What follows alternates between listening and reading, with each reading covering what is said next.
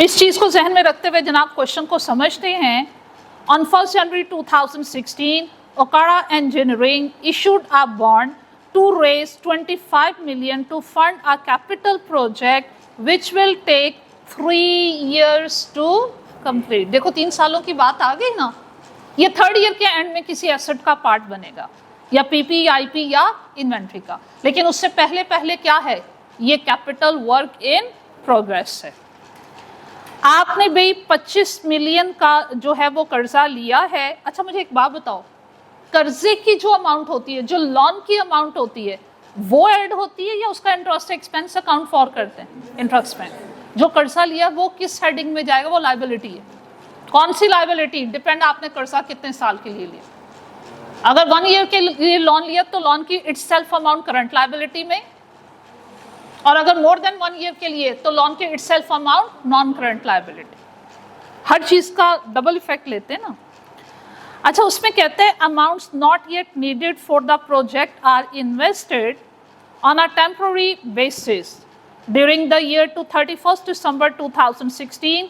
Okara engineering ने अब तक जो इस प्रोजेक्ट पे खर्चा कर लिया हुआ है, और उसमें मटेरियल, लेबर, ओवरहेड्स इंक्लूड है, मतलब बोरिंग कॉस्ट का जिक्र नहीं है, अदर देन बोरिंग कॉस्ट जो अब तक खर्चा हो चुका है वो 9 मिलियन का है।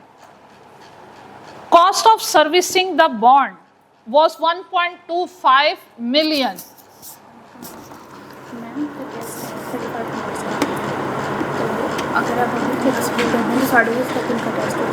चलो ठीक है, बस जस्ट गिव मी 2 मिनट्स, ठीक है? हाँ जी बेटे, नेक्स्ट में बात सुनिएगा। अच्छा पहले तो मुझे ये बताओ, ये जो 25 मिलियन का बॉन्ड इशू किया, ये स्पेसिफिक बोरिंग है या general? Specifically for this project है, जर्नल पूल का जिक्र नहीं कर रहा। तो स्पेसिफिक बोरिंग है तो arrangement fee you have to account for, और अरेंजमेंट फी कितनी है? 1.25 मिलियन। ये क्यों अकाउंट फॉर करी हूं? क्योंकि स्पेसिफिक बोरिंग है, और अगर जर्नल होती दिया हुआ क्वेश्चन में दे हमने उसको अकाउंट फॉर नहीं करना। And the company was able to earn 7,80,000 through the temporary reinvestment of the amount borrowed। तो बेटे हम क्या करेंगे, 9 मिलियन में 1.25 मिलियन ऐड करेंगे और 0.78 मिलियन को माइनस करेंगे, तो अब तक का जो आपका खर्चा हो चुका है इस प्रोजेक्ट पे वो देखो उसने बोल्ड करके लिखा हुआ है, एंड दैट इज 9.47 मिलियन। हाँ जी क्लियर? आगे बढ़ते हैं भाई। Example number 4।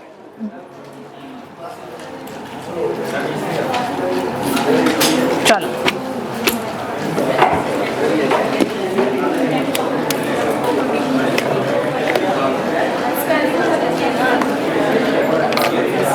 टेस्ट है।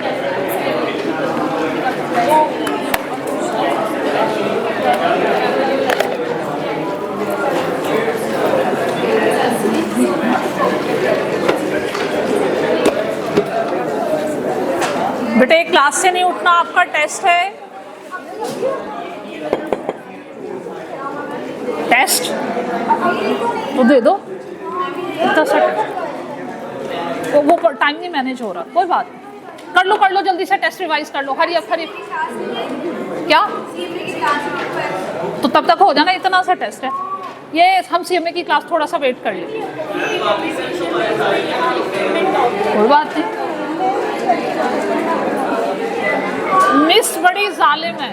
मैम आपसे एक क्वेश्चन पूछना था। हमने प्लेट का टाइम दिया और घंटा इंतजार करना है, चिल करना है यार। ये क्वेश्चन था ना, आपने कहा था I20 के साथ करना है, वो हमने कर लिया, और इधर इन्होंने ना वो कह रही हूँ गलत कैलकुलेट किया है, ऐसे नहीं होना।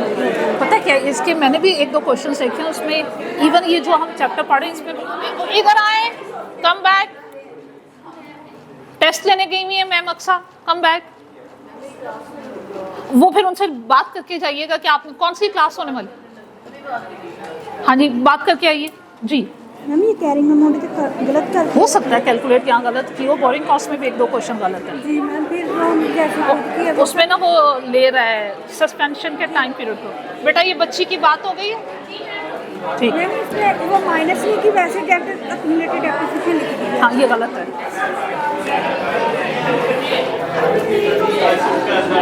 नहीं, आफ्टर टेस्ट। हाँ, यहाँ उसमें कम्युलेटिव डेप्रिसिएशन में इम्पेयरमेंट लॉस लिखा हुआ है और इसने पिछले साल में एडजस्ट करके जो कैरिंग अमाउंट आई है वो इधर लिखा है। तो कम्युलेटिव डेप्रिसिएशन तो आता ही नहीं है ऊपर। एक दो जगहों पे ये गलती है। अक्सा, ये ले बेटे। मैम ये स्टूडेंट्स कह रहे हैं कुछ 11:30 कुछ कह रहे हैं अभी, अब आप बताएं। चलो, कौन कह रहा है वो इधर आए जरा। ये कॉस्ट वाले स्टूडेंट्स कह रहे हैं। बैठ जाओ।